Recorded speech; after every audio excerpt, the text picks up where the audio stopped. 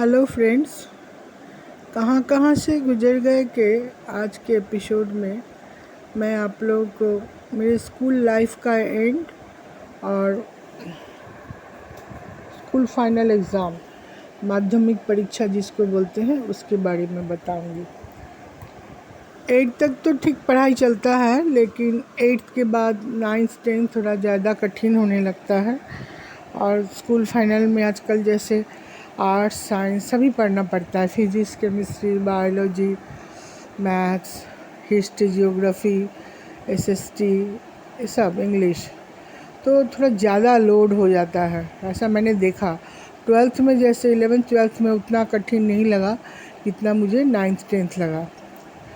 तो 9th class में जब मैं पढ़ती थी तो हम लोग के टीचर लोग हर एक सब्जेक्ट के ना 2-2 3-3 रेफरेंस बुक लेने बोलते थे, ताकि एग्ज़ाम का रिज़ल्ट अच्छा हो, अच्छा लिख सके, अच्छा कंटेंट दे सके। तो बुक लिस्ट के हिसाब से तो एक एक बुक आ गया सब। उसके बाद और भी जैसे प्राइवेट ट्यूटर्स जो थे बोले और भी एक 2-2 हर विषय के किताब लाने। हमारा मिडिल क्लास फैमिली था। पिताजी मेरे बैंक ऑफिसर ज़रूर थे, लेकिन उनके अपने घर में भी कुछ जिम्मेदारियां थी और हम भी 4 भाई बहन थे। तो बहुत साधारण से रहने के बावजूद उतना सारा किताब नया नया ख़रीदना संभव नहीं होता था। तो ख़ास करके एक एक किताब जब आ गया, दूसरा रेफरेंस बुक जब लेने की बारी आई, तब मेरी माँ बोली कि सेकंड हैंड किताब ले लो। जैसे जो सीनियर चले गए हैं दूसरे 11th से, उन लोगों से हाफ़ रेट में ख़रीद लो, या कोई ऐसे। अब माँ हाफ़ रेट में ही लेने बोली थी, ऐसे लेने नहीं बोली थी। तो मैंने एक जन से लिया था, एक दीदी थी उनसे ली थी, किताब लेके आई। तो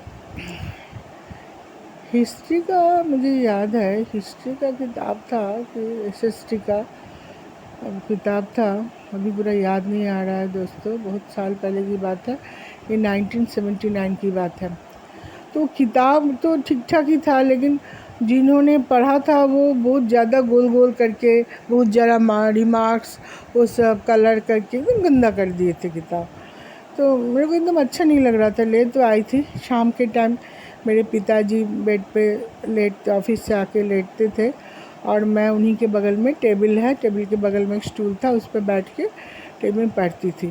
तो एक दिन उन्होंने देखा कि मेरा चेहरा थोड़ा उदास है, चुपचाप मैं पढ़ रही हूँ, तो उन्होंने पूछा क्या हुआ, माँ ने डांटा या आज तबीयत ठीक नहीं है, ऐसे पूछा। बोली कुछ नहीं, तब भी सिर नीचे करके बैठी थी।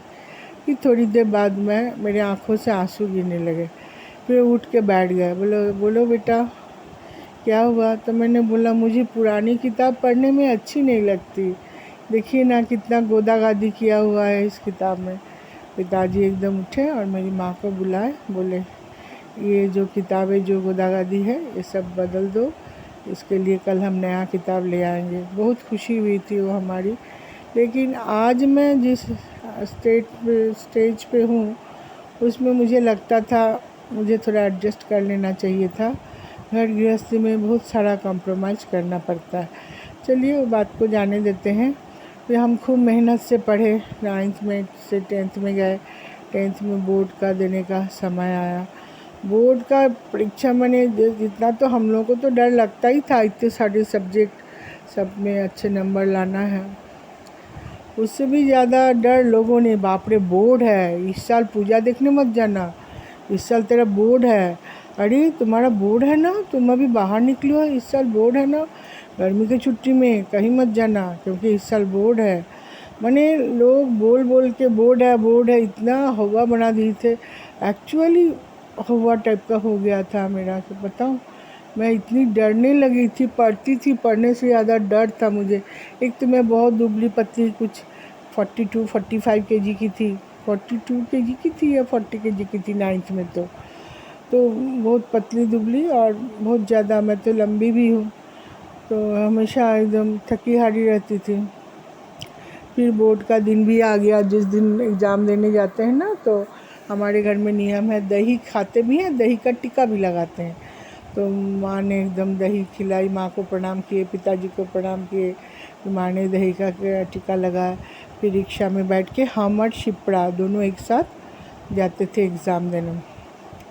तो हम लोग का अपने ही स्कूल में नहीं, बोर्ड का 10th बोर्ड का मेरा हुआ था उत्तरपाड़ा गवर्नमेंट हाई स्कूल में, वहाँ पे पढ़ा था मेरा सेंटर। तो मैं और शिप्रा हम लोग जाते थे दोनों एक साथ एग्ज़ाम देने, और हम लोग को टिफ़िन खिलाने हम लोग दोनों की माएँ आती थी। जैसे कि मैंने पहले भी बताया, शिप्रा के पिता और मेरे पिता ऑफिस कॉलीग थे, बैंक में थे दोनों। तो हम लोग की माँओं में भी थोड़ी बहुत दोस्ती थी। ख़ास करके हमारे एग्ज़ाम के टाइम में दोनों माँओं को कहीं जाना होता था तो एक साथ जाती थी। तो माँ एकदम नारियल पानी तो लस्सी और कितनी तरह का, पेट ठंडा रहे। अरे आधा 1 घंटा का टिफ़िन में थोड़ा सा पढ़ना भी होता था, और जितना ना पढ़ना होता था मालूम उतना देखते थे लोग सब किताब खोल के सब पन्ना पलट रहे हैं, जैसे आधे घंटे में सब निगल जाएंगे, इतनी भी पढ़ाई है। माँ इतना सारा टिफ़िन लेके आती थी, लेकिन मैं कुछ नहीं खा पाती थी। इतने तरह तरह की चीज़, और पेट ठंडा होने की दही का लस्सी और नारियल पानी सब तो शिप्रा की माँ भी कुछ कुछ लाती थी, फिर स्वीट्स भी। ऐसे समय में होता तो मैं बहुत अच्छे से खाती वो सब, एकदम खा नहीं पाते थे। फिर माँ लोग दोनों बैठे रहते थे, हम लोग दोनों सहेलियाँ किताबें पन्ना पलटते थे। मैं तो सोचिए अपना जितना नहीं पढ़ती थी उतना दूसरों को देखती थी कौन क्या कर रहा है, और घबराहट के मारे घबराहट। ऐसे करते करते हम लोग का सब एग्ज़ाम हुआ, दे दी। 10th के एग्ज़ाम के बाद ना हम लोग गए थे बनारस और इलाहाबाद घूमने, हमारा पूरा फैमिली, भाई बहन सब मिल के।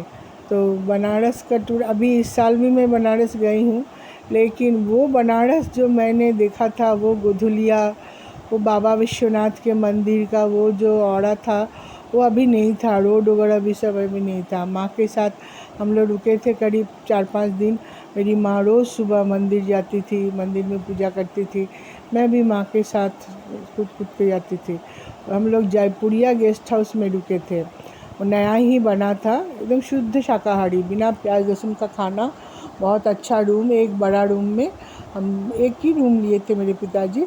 तो बिस्तर पे पिताजी और मेरे दोनों भाई सोते थे, बड़ा डबल बेड था, नीचे रूम बड़ा था ना, हॉल नुमा रूम था, तो नीचे बेड लगा के हम दोनों बहन और माँ नीचे सोते थे।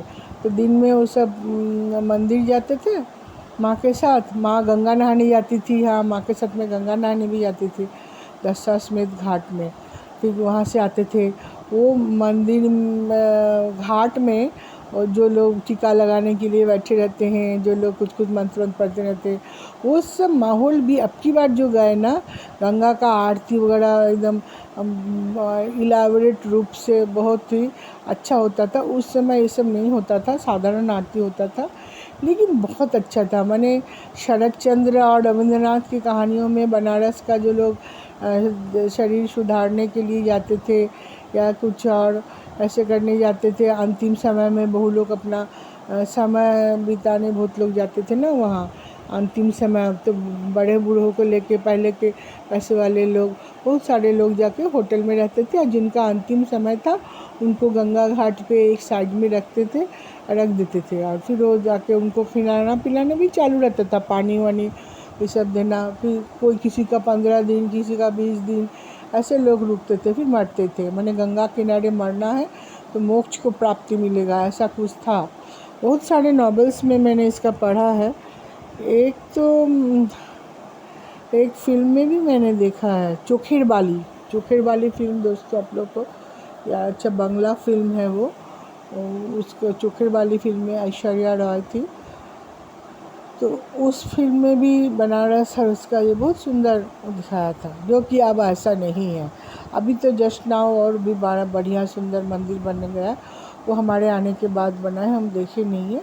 सब कुछ नया अच्छा ही हुआ होगा, लेकिन वो जो एक अलग अपनापन, अलग अलग भाव, एकदम भक्तिमय भाव। अभी तो आप बहुत सुंदर कहीं भी जाइए तो आपको 5 स्टार होटल जैसा थोड़ा सा फीलिंग आने लगता है, बहुत ज़्यादा मंदिर वाला। अभी विश्वनाथ मंदिर का क्या है वो मैंने देखा नहीं है, अच्छा ही रहा होगा।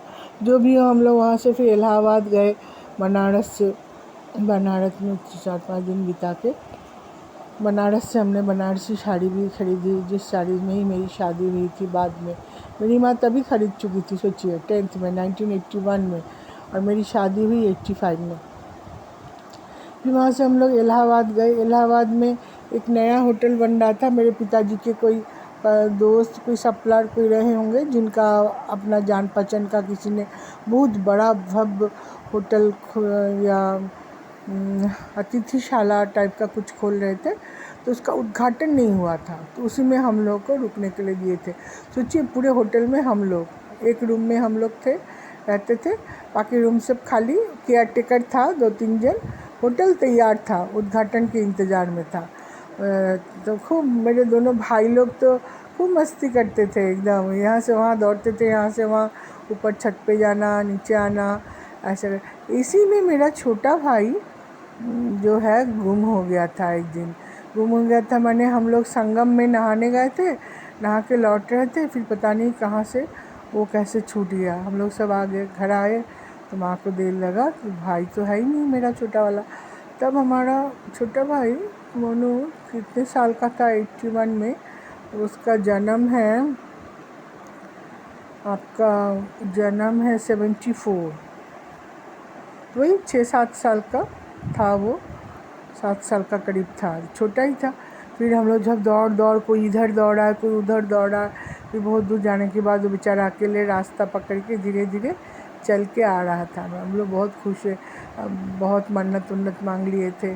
उस समय भी ना मैं डायरी लिखा करती थी, तो मैं रोज़ कहाँ कहाँ गए, कहाँ कहाँ से आए, ऐसे करके। तो मोनू जो गुम हुआ था वो बात भी मैंने अपने डायरी में लिख के रखा। मेरी पुरानी डायरी मेरे को बाद में एक बार मिली थी, तो उसमें उस बात का ज़िक्र था। मुझे तो खैर साफ़ याद है ये सब चीज़ें, भले ही कल क्या खाई हूँ मुझे आजकल याद नहीं रहता, लेकिन पुरानी बातें मुझे पूरी डिट्टो याद है। मौसम तक का, धूप कितना खिला था, ठंड कितनी थी, वो मार्च का महीना था, मुझे पूरा याद है। रात में थोड़ी थोड़ी ठंड होती थी, होली नहीं हुआ था, तब गए थे हम लोग। फिर हम लोग इलाहाबाद घूमे, फिर घूम के संगम नहाए। वहाँ एक लेटा हुआ हनुमान एक मंदिर है इलाहाबाद में, संगम के पास में ही है। बहुत बड़े हनुमान जी, बहुत बड़े, माने कितने 20 फीट के होंगे, और लेटे हुए एकदम भयंकर, एकदम ये बहुत ज़्यादा देख के एकदम मन एकदम वो हो जाता है। तो उस मंदिर में भी हम लोग दर्शन करने गए थे, संगम में गए थे। फिर एक ठो ये था, फोर्ट था, उस फोर्ट में भी गए थे।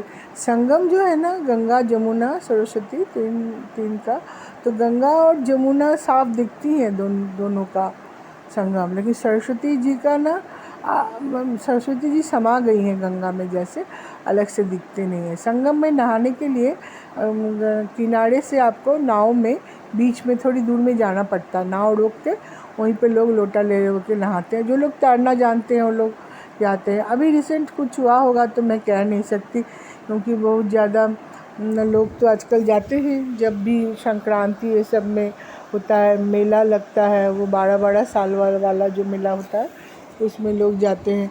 तो कुछ नया कुछ हुआ होगा, उस समय की बात बोल रही हूँ।